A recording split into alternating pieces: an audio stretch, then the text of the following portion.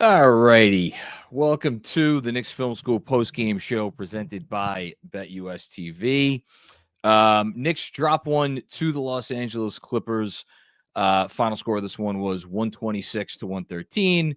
Knicks had a little dalliance with a fake comeback there for a hot second, but it was indeed quite fake. Unfortunately, I was like trying to unsmudge my screen here.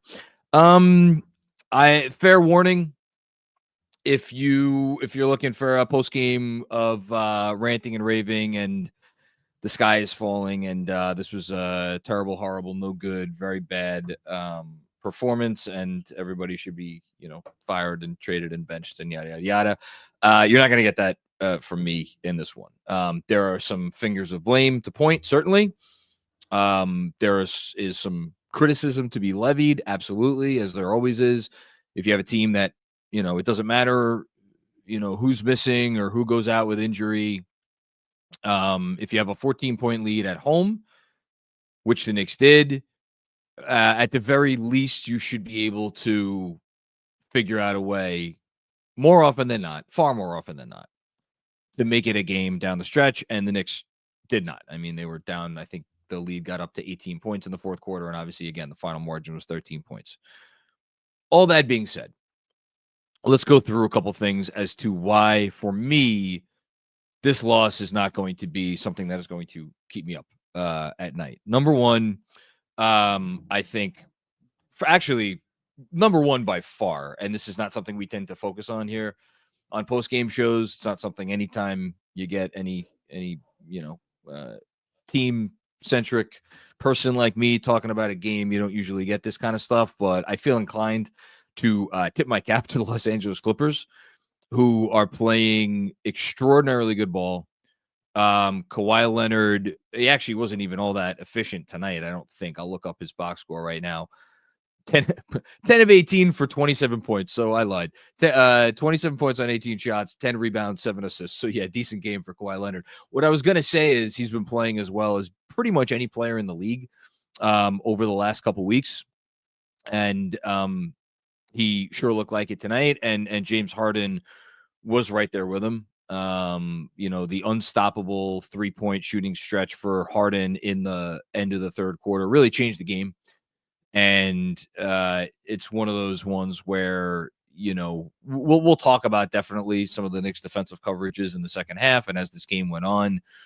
But I, more than anything, am looking at a Clipper team that came in with a couple of days off, kind of a sleepy first quarter for them on both ends of the floor. The Clippers only scored 20 points in the first quarter. And I thought the Knicks defense was good. And then but the Clippers offense was also just not very good. They were 3 of 9 from 3 in the first quarter. And then this is the other part where you kind of, again, just have to tip your cap. For the rest of the game, the Clippers went 13 of 21 from behind the arc. That is a pretty good number. When a team shoots about 60% from behind the 3-point arc over the last 3 quarters, odds are they're going to fare well in the game, and the Clippers obviously fared well in this game. So, when their quote-unquote non-shooters were hitting threes, when they are going like this, and they're a bear to deal with, and I would not, if I was a Western Conference team, be looking forward to playing them anytime soon. So that's the first thing. Mentioned the Clips that came in on 2 days off, took them a while to get going. The Knicks obviously played last night, and I think as you see a lot of times with teams on the first night of a back-to-back, you'll get that nice burst out of the gate. And for the second night in a row, we got one of the best passing quarters of the season for the Knicks. 12 assists on 14 made field goals, came out hitting everything. I think they made 8 of their first 9 from the field. We're hitting from 3. We're really hitting from everywhere. But after those 12 first quarter assists, for the rest of the game, the Knicks only had, that ended with 35. So the rest of the game, they only had 23 assists. So they were on a 48 assist pace after the first quarter, ended up with only 35. I think that was indicative of a few things. Again, second night of a back-to-back, you saw their, effort, energy, whatever you want to call it, start to dissipate. I think that manifested itself more on the defensive end of the floor than the offensive end. But I think on offense too, you maybe saw some tired legs. And also the Clippers defense, again, give credit where credit is due, just ramped up. They really locked in. And when you have a defense like that, where they're just going to switch everything like they're able to do because they have the personnel to do that. And they have, I mean, what versatility to have a guy like Ivica Zubac be a borderline all-star level player. And he is. And I mean, you look at some advanced stats, you'd think he should get, in the mix for All NBA. He's been that good. And then to just take him off the floor and have a completely different look and almost not skip a beat. And the fact that they could go to these different looks, and oh my God, the Lakers, I think, just beat the Pacers on a last second LeBron James tip-in. This one's going to get reviewed. I'll keep you updated on that. Anyway, the fact that you could just have a completely different look by taking Zubac off the floor and be so much stronger in some ways, testament to their team that they've built a really impressive roster. Anyway, I digress. Nobody wants to hear about how good the Clippers are. I know. But yeah, they were making life really difficult on the Knicks. And I think it was a combination of, as the game went on, Towns, again, focusing on the offense. He's like, all right, well, they're going to put small guys on me. I guess I got to take advantage of that. And the Clippers were absolutely swarming. And what is a Towns bugaboo? A Towns bugaboo is when he is heading towards the basket, when he is, whether most of the time it's facing up, because he doesn't back down that much. But even when he backs down, not the best passer in those situations. His passing comes from top of the arc. So when you have a defense like the Clippers who is capable of swarming, and my God, are they capable of swarming? Those are oftentimes troublesome situations for Karl-Anthony Towns. And you look up, only finished with 4 turnovers, 11 to 20 from the field. Still had an exceptional game. Really, really, really, really good game for Cat overall. But if you're looking for reasons why the Knicks offense started to kind of grind to a halt, I think that was a big part of it. And obviously, I'm burying the lead because the Knicks are just, at this point, probably one injury too many for them to be able to hang with a team that good and that was performing that well and that was firing on all of their cylinders. And yes, we have confirmation. LeBron James tip-in does count. So if you care about retaining the 3 seed, the Knicks maintain a 3-game lead over the Indiana Pacers. Thanks to that. Thanks, LeBron. After those ridiculous comments today, you made up for it here. Okay, back to the Knicks game. So no Jalen Brunson. Obviously no Deuce McBride. And after the first half in which he was really maybe the best Knick on the court, no campaign. We hope he's all right. They're going to need him. We're going to talk about Kolek. I think Kolek did some really nice things at times, especially in the first half. His stint in the first half was really strong. Defensively, you saw him targeted. I mean, I had a lengthy response to a super chatter last night. Oh, it was Robert, I think, talking about, all right, well, what's going to be the real test for Kolek? The test for Kolek is going to be, can he hold up on defense against these elite offensive teams that can really put him in a bind? And can he make shots? And tonight, he unfortunately wasn't able to make shots. He took 3 shots, 2 threes, missed all of them. And defensively, I mean, he was just being targeted again and again and again. And that's probably the story of the game in terms of where the game turned in the third quarter, because once Payne went out, because Payne, again, nobody wants to talk about Cam Payne's defense because it's not sexy, it's not exciting, but it's really good and it's effective. And it's a massive part of why, if you look at his plus minus and you look at his minutes and you look at why so many of the lineups with Cam Payne, along with, other bench players and Towns have succeeded this year, it's because they defend. And Cam Payne's defense is a big part of that. He's a pain, no pun intended, he's a pain in the ass. Kolek is not that. And you saw the Clippers really mercifully go at Kolek again and again and again and again.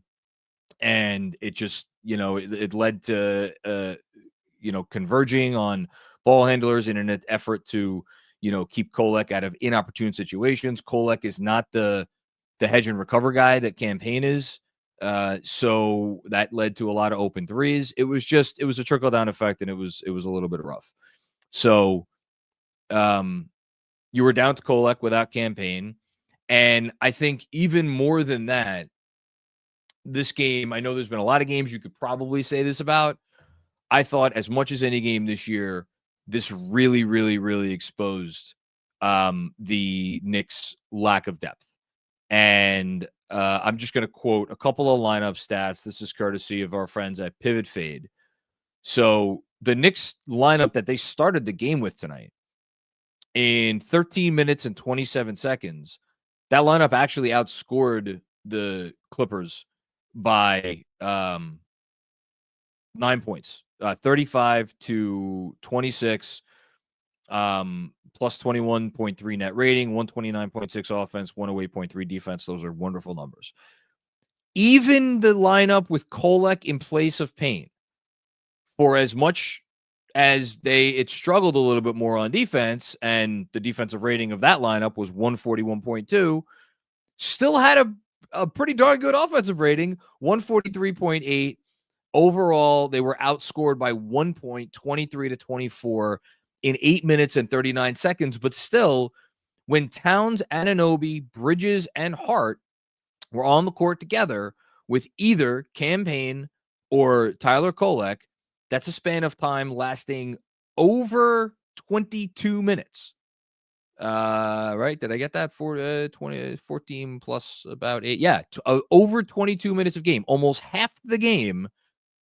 And you're talking about the Knicks outscoring the Clippers by 8 points in those 22 plus minutes.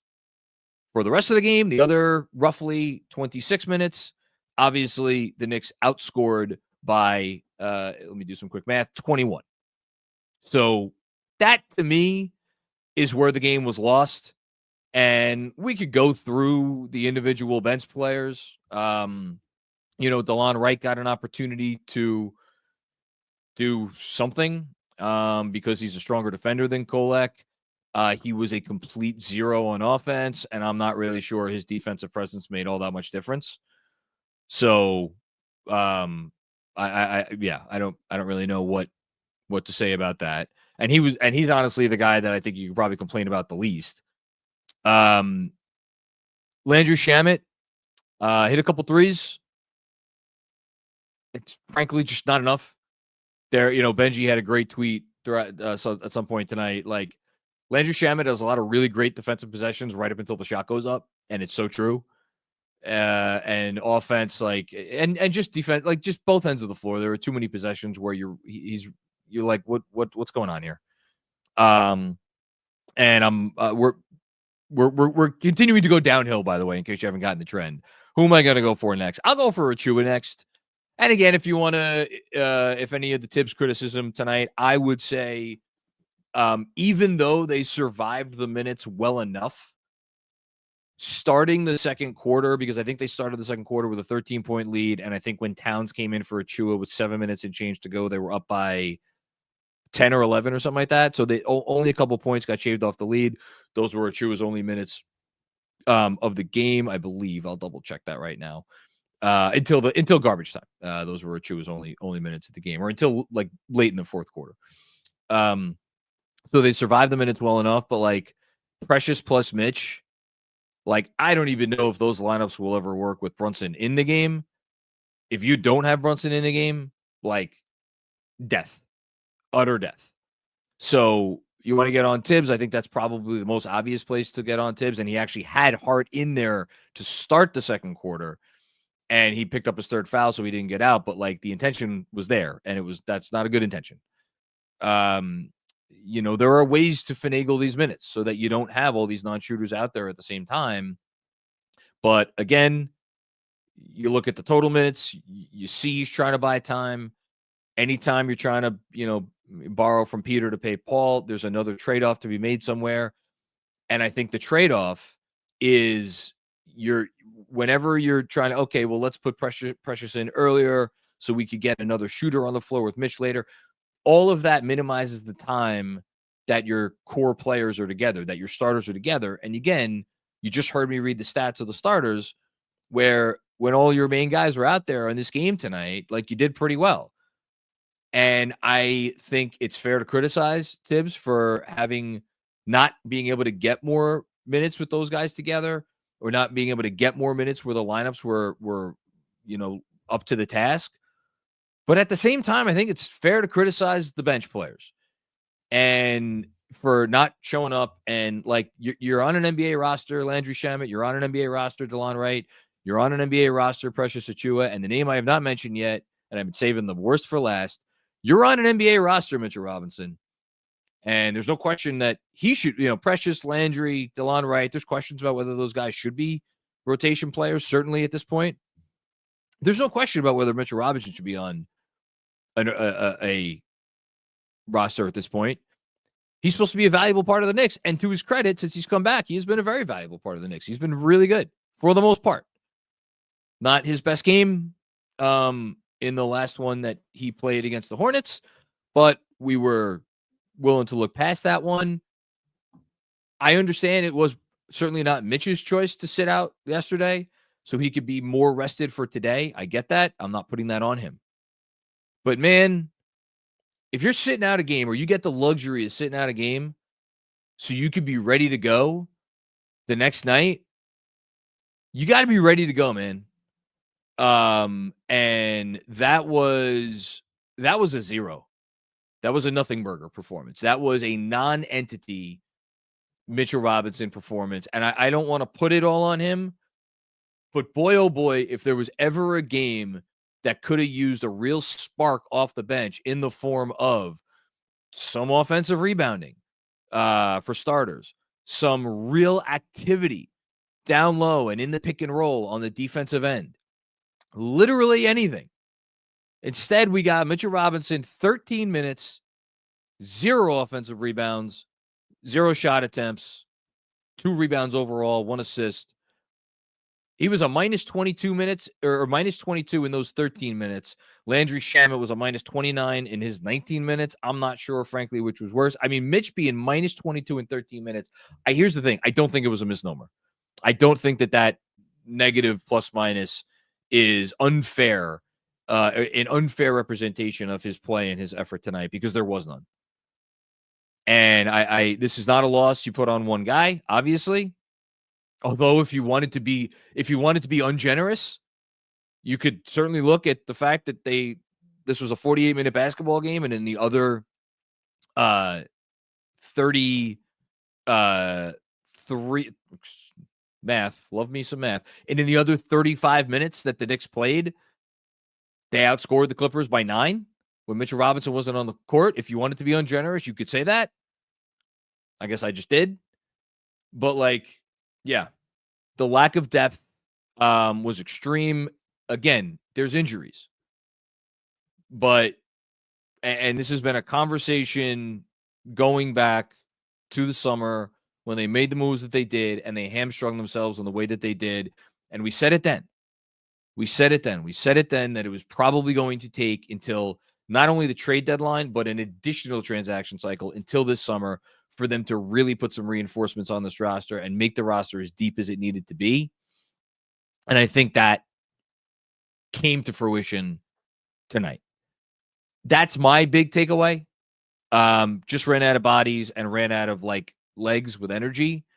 All that said, I thought I was encouraged by the effort they came out with. I was encouraged by the mentality to start the game, and honestly, the mentality for pretty much most of the game.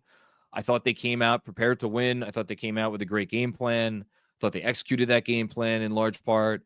And you gave a team, a really, really good team, all it could handle for about 34 minutes on the second night of a back-to-back. And then things got away from you.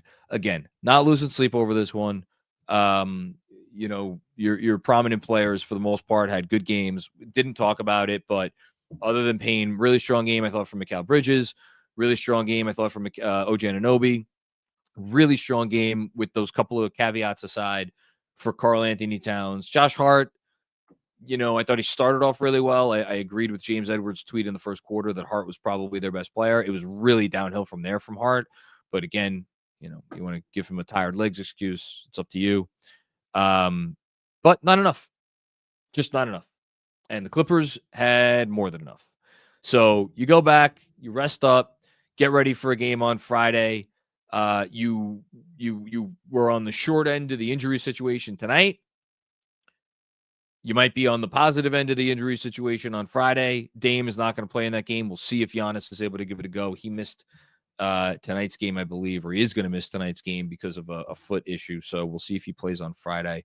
Either way, that should be a good game. And the next opportunity, I believe, to clinch a playoff berth. I don't know if there's anything that can happen between now and then in which a playoff berth could be clinched for them without them winning. But we will, we will see. So, yeah. Happy to talk about whatever you guys want tonight. I'm sure there's going to be some complaints. I hope it's not too harsh. Again, I think there was some positives to take from this game, and the negatives to take away from this game were at least more understandable, or if not understandable, not something that anybody should be, to use my term again, losing sleep over. So let's leave it at that. And before we move on to said super chats, let's take a quick second. And boy, am I happy about this, because I had an early dinner tonight and I am hungry, to talk about our friends from Huel. What is Huel? Well, I'm showing you what Huel is right here. I had my strawberry and banana last night. Tonight, I am having my vanilla, which I'm going to go through them all to show you that they all taste really, really good. What is Huel? This is the black edition. It is a ready-to-drink meal in a bottle. It contains 35 grams of protein. It contains 27 vitamins and minerals. It is low in sugar. It is a perfectly balanced meal. It is designed by nutrition experts to take the guesswork out of healthy eating. It's everything you want. It's affordable. It's convenient. And most of all, my favorite part, it tastes great. I am not at the stage of life where I could be enjoying vanilla milkshakes on the regular. So let me tell you, this is the next best thing. It'll satisfy my late night craving on a night like tonight when I'm going to be going, for the next several hours. And I'm not going to have to feel bad about it in the slightest. So it checks all the boxes for me. And I think it could check a lot of boxes for you if you're looking to eat healthier, have more convenience in your healthy eating, and most of all, have it be affordable. If you want to get in on the action, new customers can visit Huel.com/KFS today and use my code KFS to get 15% off your first order plus a free gift. Again, that is Huel, HUEL.com/KFS, and use the code KFS to get 15% off your first order plus a free gift. And they only have me showing you guys the black edition bottles. They also sent me this bag of Huel powder that I just plop in with some water and shake it up. That's what I've been having for breakfast every day. I got to tell you, that's every bit as good as these. I don't know if I'm supposed to say that, but it's really, really good. So take advantage with Huel. And on that note, let's move on to whatever you guys want to talk about with this, not ideal loss to the Clippers, but there you go. Okay. Our first super chat is from Busy, which apparently he meant to send last night. What's up, Busy? I missed you last night. Campaign mic'd up is what I imagine John Starks would have been like if they mic'd up, if mic'd up happened back in the day, just a nut walking around talking to himself. Yes. Look, I know the Tyler Kolek movement has been robust. I get it. It should be robust. He's a really, really, really, really, really talented passer. He's doing all the things that a rookie needs to do to get playing time. Tonight, really tough defensive assignment for him against a really tough team that brings a lot of size and does not offer a lot of hiding spots. And everybody, like Boston, in a lot of ways, everybody could kind of come into the action and screen and the whole thing. So there's no place to run, no place to hide. But overall, good defense. He's taking shots if they're there to be taken. Hasn't made them yet. It's okay. And then the passing speaks for itself. I mean, the offense with him on the floor, for the most part, has been exceptional, and he's a big part of that. But, if you're a team that's trying to do things in the postseason, you need a guy like Cam Payne. I know I sound like old man on lawn, and God knows that's not the only thing that will get me accused of that, but it's true. Vets like Cam Payne who are a little unhinged and do have a lot of irrational confidence. I mean, Cam Payne in this game played 18 minutes. He was 6 of 9 from the field, 3 of 6 from behind the arc. He was obviously a +2. He was really good, 15 points. And again, was he getting the assists? No, but him being out there, him getting everybody in their right spots, like that stuff has real value. So, I'm a big fan of Cam Payne. I hope he's not out for long. I hope he plays on Friday. They need him. And I think he's becoming a nice little part of their culture. And shout out to him, as crazy as he is. Thanks, Busy. Nick Head. What's going on, Nick Head? I like Tyler Kolek, but we are going to need to see some scoring sooner rather than later, especially now. I said this last night, and I've said it before. Anytime I've talked about Tyler Kolek, I've like for other than the defense, the other thing that I've said is, you can't be an NBA player and not have the ability to do stuff with the ball unless you're a big. Mitchell Robinson has tested those limits over the years, and Mitchell Robinson is the best offensive rebounder, or one of the best offensive rebounders in the sport. So he's able to overcome it. If you're a perimeter player, and especially if you're a point guard, like you just have to be able, like, look at DeLon Wright. DeLon Wright, tall, has some handle, some point guard skills. Defensively, he's a very strong defender, big time with deflections and steals and all that stuff. He's not a rotation player because you can't put the ball in the basket. So, yeah, Kolek is going to need to do that. But that's okay. He's a rookie. I know he's a rookie that turns 25 years old, I believe, in an hour and a half. So happy birthday, Tyler Kolek. But I think it's okay. I'm willing to give him a pass because he just hasn't played much. And I think for him, the thing that he could roll out of bed and do when he's half asleep is the passing. The scoring, maybe it's not as simple. So happy to give him some time. And what else we got? I'm just looking at Tibbs quotes after the game. Most notable thing for me here is that when asked about if Deuce could be back on Friday, Tibbs says it's possible. I think that's probably just his way of moving on to the next question.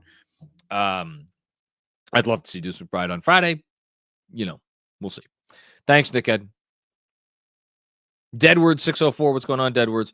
Injuries are killing them, but I still don't understand the three-point defense being so bad. It feels like a lot of the LA makes were the result of Knicks overhelping. Yeah, it was overhelping. It was overhelping because they're trying to keep, I think it wasn't just trying to keep Kolek out of actions. There were other issues there. Like the Knicks 3-point defense was not perfect by any stretch of the imagination, even putting aside what they were trying to do there. But again, if you look at the guys that they were leaving open, these are not, typically great 3-point shooters. Like Derrick Jones Jr. made a 3. I know his percentage is pretty good, but like that's, you don't necessarily expect him to make a 3. Batum had 2 threes, made both of them. Chris Dunn 1 for 5. So that's an example of smartly helping off somebody, and that's a good part of your game plan. But like you also don't expect Norm Powell to go 4 for 5. James Harden, as great as he is, like 6 for 9 is like, okay, you tip your cap. Cat defensively was not, he got exposed a little bit in the second half. But again, tired legs. I'm not going crazy about the 3-point defense tonight. I just can't do it. Not when a team goes out there and shoots 60 whatever % after the first quarter. Yeah. Thanks, Edwards. Sophia Serrano. What's going on, Sophia? How you doing? Been saying Tyler was one of the best passers, or Ben, as in Ben Ritholtz, saying Tyler was one of the best passers he's ever seen was a laugh I needed. Not even a top 100 passer in the league right now. Hashtag we have one guard. All right. Well, this is certainly a turn of events that I did not expect to see tonight, which is after all of the Kolek love, Kolek goes out there and has one iffy game, and you got a bit of a different tune. I think Kolek is. I'm not in a look. Benji Ritholtz is far more apt than me to talk about things like how gifted of a passer somebody is. I think Kolek's a really, really good passer. I think he's the most gifted passer on the Knicks. Is he a top? I think he's a top 100 passer in the league. Is he a top 15 passer in the league? Is he a top 20 passer in the league? Is he a top 30 passer in the league? I don't know. That's not as interesting of a conversation to me.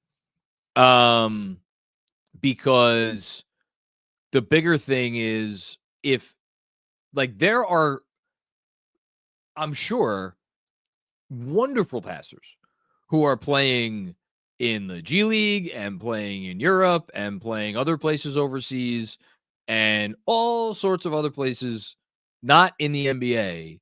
And the reason they're not playing in the NBA is because they can't score aptly. So wherever Tyler Kolek ranks in the league as a passer, the only here's the point. Wherever the ranking is, it's more than good enough. His passing is more than good enough. It's exceptional. There's no two ways about it. But it's only going to matter if he could also score and if he could also figure out ways to put the ball in the basket, both from behind the arc and once he gets going on the inside. Those two free throw misses were, a little painful.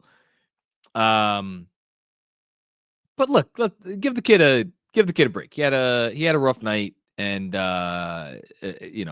we should all be still very encouraged by him.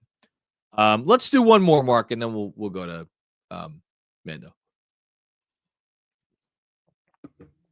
JD, hashtag tank for Bucks. All right. So let's do a little standings check. We'll do the scoreboard later, but we'll do a little standings check right now. So at the moment, the Knicks have a 3-game lead on the Indiana Pacers. They have 10 games left to go. The Pacers have 10 games left to go. The Bucks have 11 games left to go, but they also are playing right now. I did not even realize that they were playing right now. That's a terrible job by me. Denver is up only 3 points on the Bucks, so we will keep an eye on that game. I'm actually going to put that game on right now. So we'll see how that one turns out. So after tonight, they will have 10 games left to go. And then the Pistons actually only have 9 games left to go. So the Bucks tonight, based on whatever happens, will either be a half game ahead of the Pistons or a half game behind the Pistons. So here's the thing. You can't tank for the Bucks if you don't know where the Bucks are going to be. I know the Pistons have an incredibly hard schedule the rest of the way. And I went through that, I think, last night. But they're also, I forget what I was searching for. I was looking for something earlier today, and I ran some search about teams' net rating. I forget if it was since the All-Star break or maybe even before the All-Star break. And the Pistons have been playing, if you go by net rating at least, they've been playing like a top 5 team for a while now. So even with a hard schedule and with the injuries that are going on with the Bucks, there's a really good chance that the Bucks are going to fall to 6 and the Pistons are going to climb up to 5. So if you're the Knicks and you want to play the Bucks as JD, it seems like you want to, then you may have to hang on to that 3rd spot. On the flip side, what if it's a 1-game absence for Giannis, and he comes back on Friday, and like leads them to a nice finish down the stretch, and the tough schedule for Detroit bites them in the butt. It's like, I think if you're the Knicks, and again, you're being a little facetious here. I get that. If you're the Knicks, you go out, you continue trying to win games. And much like last year, when everybody and their mother was trying to avoid the Philadelphia 76ers, and the Knicks were like, no, bring them on, come what may. Like, Bucks, Pistons, and frankly, Pacers, even though I want nothing to do with the Pacers, like, if you're this Knicks team and you are healthy going into the playoffs, it shouldn't matter. It really shouldn't matter. And if your first round opponent does matter that much, then the first year of this experiment, and I am defining this as the first year because of the changes you made last summer, then the first year of this experiment will have been a failure. And that's just a reality. It's just a reality. Like, they should be at a place come playoff time. Again, if they're healthy, or whoever they play in the first round, they are favored and they should win that series. And their test and how we really judge them in terms of whether this is an encouraging season or maybe a slightly discouraging season should come in the second round. Do they give whoever they play in the second round a hard-fought 6 or 7 game series with a lot of close games and really high-level basketball? Or is it a gentleman's sweep and several of the games are not competitive? But like, again, play whoever you're going to play. All that said, am I looking forward to a series in the first round again, where the Knicks could potentially lose? No, of course not. I want to see them win the first round series. Even if all the logic in the world might tell me it in the end of the day, it doesn't really matter in the big picture. But so I'll keep everybody updated on the Bucks game. Bucks just took the lead, by the way. First lead tonight over Denver, in Denver, and Jokic is playing, I should say. So interesting stuff there. Anyway, okay. Let us take another quick break to talk about our friends from Mando. Got all my Mando products right here. I showed them to you last night. I'll show them to you again once I talk to you about Mando, which is the exact sort of, if you are a guy, the exact sort of daily deodorant that you need if you are going to try to avoid all of those odors that every guy should want to avoid, because of all the different forms that Mando comes in, and because it has 72-hour odor control, and because it is created by a doctor who knows, the specific issues that men have that we need taking care of to try to smell our best at all times. It comes in all of these different forms. It is essentially whole body deodorant that comes in a spray, which I got right here. It comes in a nice little body wash, which I got right here. It comes in your traditional deodorant. It comes in your cream, which you can put anywhere you want. And then again, my favorite, if I could grab hold of them, deodorant wipes. How have we been, human beings for like thousands and thousands of years, and only recently have we come up with the idea of deodorant wipes? This should be something that we've had for at least several hundred years, and yet Mando came along, and they changed all that because they have them. If you want to get in on the Mando action with a starter pack that is perfect for new customers, that comes with the solid stick deodorant and the cream tube deodorant and the 2 free products of your choice, like the mini body wash and deodorant wipes, and free shipping. You want all that? You get the special offer for listeners, new customers, $5 off that starter pack with the exclusive code KFS. So it equates to 40% off your starter pack. Use code KFS at shopmando.com. Again, that is shopmando.com. Please support the Knicks Film School Podcast and tell them that we sent you by using that KFS code. Smell fresher, stay drier, and boost your confidence from head to toe with Mando. Okay.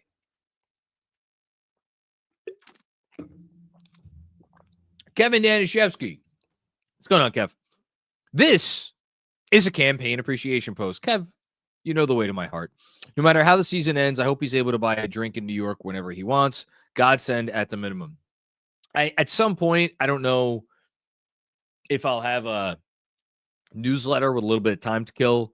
Like, let's say the last week of the season, everything's locked up.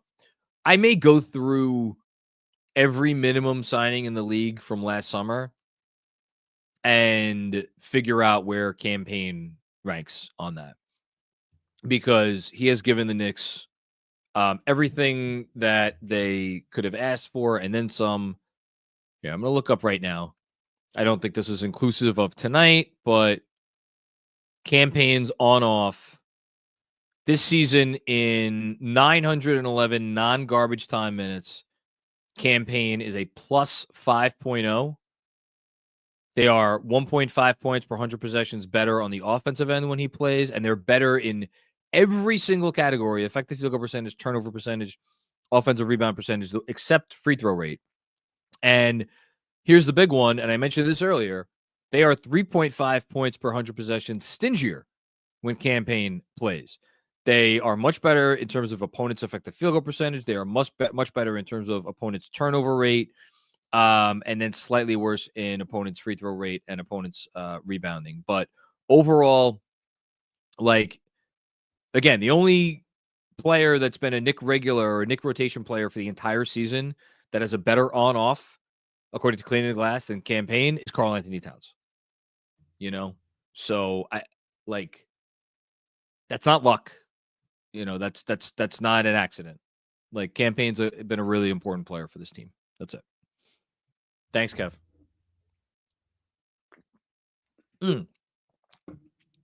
D-Bro. Immense offensive skill, but Cat can't guard a chair. There were some possessions tonight that I think made this post more than fair. Tough matchup against the Clippers. I think there were certainly some times, especially in the first half, where I wondered whether it was just better to let Cat switch onto Harden when Harden was really starting to get going there. And they put OG on Harden, that's the guy you want on him. And it was just like relentless screening. And so the alternative is, okay, to switch. You can't hard hedge that. And the reason you can't hard hedge it, to contrast it with last night, is James Harden is one of, talk about gifted passers to our commenter earlier. James Harden's one of the 10 greatest passers in the history of the sport. That's not controversial. So if you put two on the ball there and you got a guy like Zubac rolling down the rim or rolling down the lane, then you're in for big trouble. So you can't do that. The alternative is to switch it.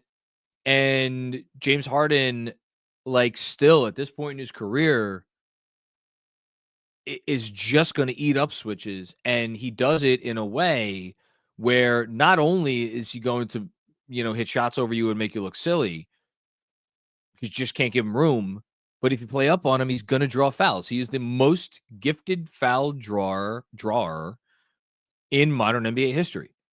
And again, one of the 2 or 3 greatest foul drawers in the history of the league, certainly amongst non-big men, without question. So, but that's not a Cat issue. That's that's anybody. Like, that's James Harden. That aside, were there other Towns defensive issues tonight? Absolutely. But again, like, he is, as you say, immense offensive skill. And where would this team be offensively without him with Jalen Brunson? I don't want to know. Just look at how the Mitch minutes went. So it's a give and take for sure. Thanks, D-Bro. Matt G, what's going on, Matt? Mitch, terrible. Lineup combos, end of the third, terrible. Another awful game for Hart. When do we have a serious convo for the playoffs? I think awful game for Hart is a little harsh. I thought he came out, he played really well in the first quarter. He was really in the middle of everything, involved in all the actions. He was, kind of as much the de facto point guard in the first quarter as campaign was. That was all good stuff. I think his effectiveness certainly dissipated as the game went on. We're not going to have a serious combo before the playoffs. Like, I think if you get a well-rested Josh Hart and you get a Josh Hart that is doing all the things that Josh Hart is capable of doing, he should be out on the floor. Like, it's just, I think the conversation comes with how many minutes does he play if teams are just absolutely blatantly ignoring him, and your ways to overcome that compromise your offense to the degree that the benefits no longer outweigh the negatives. And the reason why that is a interesting conversation is because Deuce McBride exists. If Deuce McBride did not exist and was not on this roster, it would be a different conversation. But you do have another guy here. What's up, Saz? Who can, give you the minutes. Now, obviously, right now, Deuce is not here. So it's a different conversation. As for Mitch, I don't want to pile on Mitch. I piled on Mitch enough at the start of the show. I'm not going to do it again. He was bad. There's no question about that. What is that? Putty. Where'd you get it? I made it at the sleepover. Oh, yes. I forgot. Yeah, I mean, again, rough lineup combinations, but like when you're down so many bodies, it's like you're in triage mode at that point. So I'm gonna limit how harsh I'm gonna be on those, but it's not an unfair criticism, Matt, at all. Thanks. Anthony Perino, what's going on, Anthony? I feel like you're gonna read the super chat. Well, you got to read it. You got to say it into the microphone. Okay, then scooch. Well, here. I feel like we lost this game when we were up 16 and Thibs, like a maniac. Went to Mitch plus Precious combo. Clippers started to get a momentum back. So a couple things. They weren't up by 16 at any point in this game. They were up by 14. They were up by 13 to start the second quarter, but semantics. To your larger point about the lineup combination that was in, as I said earlier, and because I'm a stickler for details, I will go and actually find. What's a stickler? Hold on here. Wait, second quarter. What am I in the first quarter? I'm in the first quarter. A stickler is like, I don't know, somebody who requires something. That's probably my best guess. I don't know if that's actually the right definition. Okay, so Cat came in for Mitch with 6:43 left in the period. At that point, what had been a 13-point lead got shaved to 10. And then immediately after Cat came in, you had a nice passing sequence, and Precious Achiuwa immediately made a dunk and got the lead back up to 12. So essentially, you lost 1 point off the lead in that time, and Mitchell Robinson was atrocious, like really, really bad. He was a non-entity. So he was horrible. He was not good. And as an aside, I love when people do this. The lead that they had, did you think that like it was just magic? So like, again, what are we always talking about? We're talking about limiting the minutes of the starters. Okay, so we don't want to play all the starters 48 minutes. Got it. All right. But the bench stinks, and we want to maximize like the players that we have. So in this game, Tibbs decided, all right, I'm going to try to keep the starters together for as long as possible, and then I'm going to try to tape it together with my bench units and hope that if I go, whether it's, that if I, put some combination on the floor with the bench unit, it's going to be able to keep us above water. Guess what? All of that worked. The starters playing together for a significant number of minutes in the first quarter did exactly what they were supposed to do, which was build a big lead. And then when the bench came in primarily in the top of the second quarter, They did exactly what they were supposed to do, and they did not allow the Clippers to shave a bunch of points off that lead. Which team are you talking about? I'm talking about both teams. So, like, look, there's criticisms to be levied in this game, 100%. This is not one of them. I'm sorry, but it's not. Like you are dealing with limited bodies. Anywhere you try to steal from, like, or any issue you want to fix, it's like it's the rowboat springing multiple leaks. 3, 4, 5 leaks. You only got 2 hands. That's what the Knicks are dealing with right now. It is what it is. It's unfortunate, but it is what it is.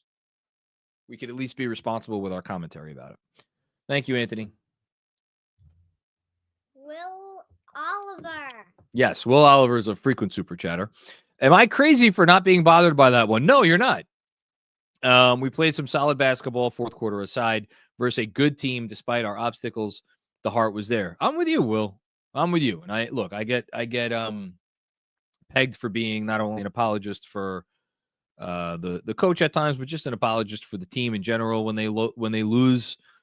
It's funny. I was having a conversation with Andrew Claudio. I don't know if I mentioned this on the pod or the post game before, like a month ago, and he was talking to me about how, like, and I don't ever ask about this, but he was like volunteering the information. So he's like, yeah, like post games were doing really well. When we had this great number or whatever after this win and that great number after that one. I'm like, well, what about the losses? He's like, yeah, the losses are not so great. I'm like, oh, okay. Well, why do you think that is? He's like, because when they lose, people want to hear, yelling and screaming and everything's awful and fire the coach and the whole thing. What? Can I show them my scissors? Yeah, sure. Hang on. Well, I know. I showed it at halftime, but this is a much bigger audience. So, I understand it would probably be in my best interest anytime they lose a game to absolutely lose my mind, but I can't do that. It would not be genuine. I've lost it a few times after games this year, including on the coach a few times. This is not that game to do so. I'm sorry. It's just not. All right. How about this? We'll do Mark, you want to do one more and then we'll do out of town scoreboard. Okay. And then we'll show your scissors. Okay. Anthony Sixto, evaluating the JB less games is a chunk. I don't know what that's is a chunk. I think we walk away happy with things. Cat, OG, and Bridges found. Mitch getting conditioned. That's the kind way of putting it. Going 500 without your generational talent isn't too bad. They're 6-5 on the year without Jalen Brunson. Like, you go 500 without that dude, you've accomplished your goal. And look, that might not be something that I would be as comfortable saying if they had another even semi-traditional shot creator on this team to pick up some of the slack. They do not. And I think you saw that rear its ugly head against I'm trying to think which game it was. Was it the Warriors? No, it might have been a different game. I'm trying to think which game it was. It actually might, you know what? It might have been the last Clipper game. I forget. There was at least one game where it was very, very glaring. I think it might have been the Clipper game, but certainly tonight where you just had no ability to draw a 2 to the ball. Like, once the Clippers woke up defensively and they started really getting after it, the ability to generate easy shots. And by the way, the Knicks got some good looks and they drove and, like, again, giving the Clippers credit, they made some really, really, really strong defensive plays throughout this game. Some blocks at the rim or around the rim. Knicks had some decent looks from 3 that didn't go down. But Brunson is just so important to this team and what they're able to do that, without him, again, to go, I don't even care who they've played, to be above 500 in the games he's missed. I think you do have to tip your cap. Okay. On that note, we're going to look at the out-of-town scoreboard presented by T-Squared. Don't forget to join us this Friday for the watch party in which they will play the Milwaukee Bucks. I believe tip-off for that game. I should probably know what time tip-off for that game is. I'll try to quickly look it up right now. But either way, we usually get started about an hour and a half before game time. It's an 8 o'clock start. 8 o'clock start. So come on down, T Squared Social. So it'll end at 10 o'clock? No, a game will end at 10:30. And the Out of Town Scoreboard is also presented to you by my daughter's scissors that she drew here. So if you're listening on the podcast and you've been resisting subscribing to the YouTube channel for all this time, subscribe to the YouTube channel so you can see the drawing that she did. All right. And I will draw much more. Yeah, you're a good artist. All right, Out of Town Scoreboard. All right, we had I talked about the LeBron's last second tip in for the Lakers beating the Pacers. Lakers needed that win significantly. Yeah, I did that already.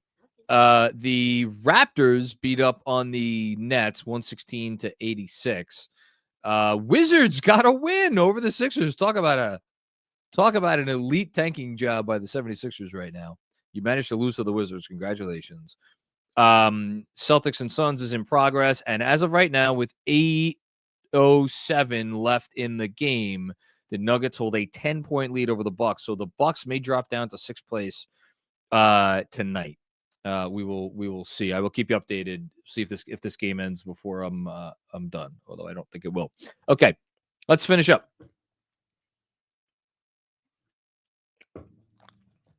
That has been your Out of Town Scoreboard presented by T Squared Social, by the way. All right. Freeway Hustler 21. Good thing about having a tough remaining schedule is that some teams will rest their starters, which should help us swim to shore. Yeah, we've talked about this. Who are the Cavs going to play? Who are the Celtics going to play? Even potentially who are the Pistons going to play in that game, that final Thursday of the season. Although the way it's shaping up, I would imagine the Pistons are going to try to win that game. What's that? I just saw somebody's arm bleeding. Well, it's a physical sport at times. Again, you go out, you play whoever is on your schedule, you know, whoever suits up for the opposition, you know, you deal with. The Knicks, for me personally, this is just, I don't know, maybe me being a longtime Knicks fan. I want to get to 50 wins. And if I'm really telling the truth, I would love to get to 51 because it's one more than last year. I know that was not the expectation probably coming into the season. I predicted 53 wins before the season started. But yeah, get to 50 wins, ideally 51. Anything more than that, I think at this point is gravy. Thanks, Freeway Hustler.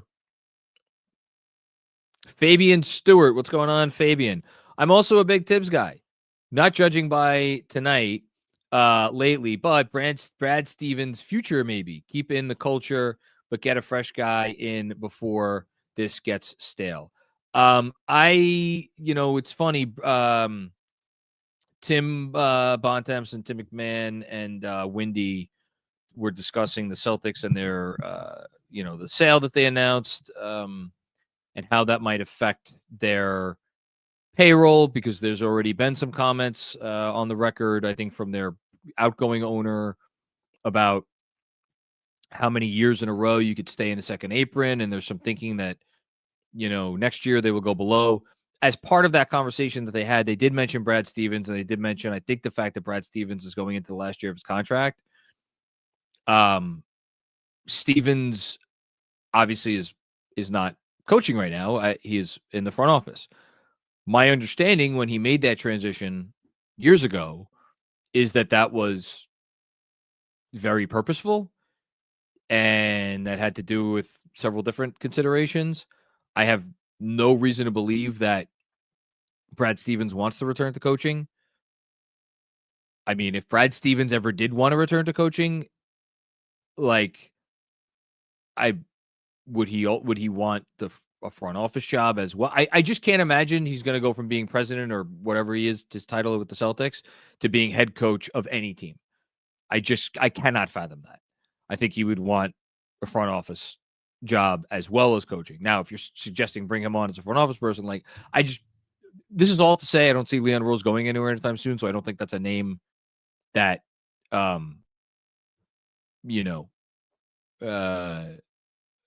we should be going for. look, don't listen to me about Tibbs. Listen to the guy who has been covering this league for a few decades, and Tim McMahon, and who, as he said, he keeps updated on all of the gossip and chatter around the league. He has not heard word one about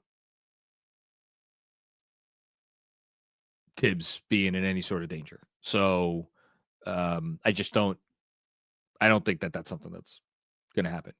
Another one from Fabian. Also, longtime listener, but these are my first super chats. Well, thank you. You met my girlfriend at Gersey, and we're very nice to her. Thank you. That was really cool. Now I know who you are, Fabian. Yeah, she was our server. We went to Gersey. Shout out to Gersey on Court Street, right down the block from where we are. We had a night alone. Kids were with the grandparents. Pretty sure we were celebrating our 10-year wedding anniversary. And so we were like, you know what? Let's get brunch. And it was wonderful. And she was super nice. And she said you're a big supporter of the show and a big Knick fan. So shout out to you. Shout out to her. Thank you for the super chats.